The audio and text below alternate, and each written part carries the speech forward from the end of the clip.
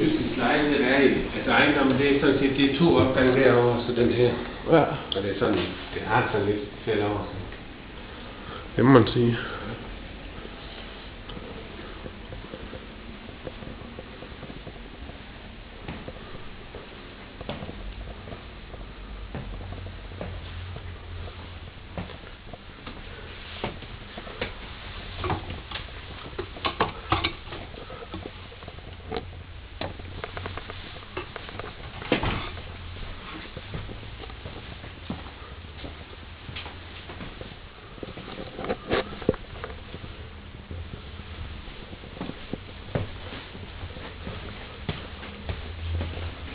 Hvornår skal I være ude her?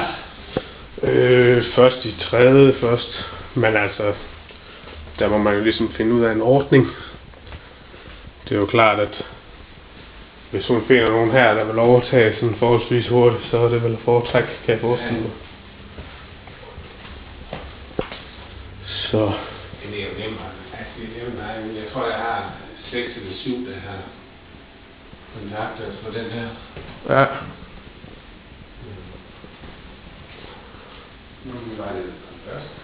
Ja, men det er altid godt.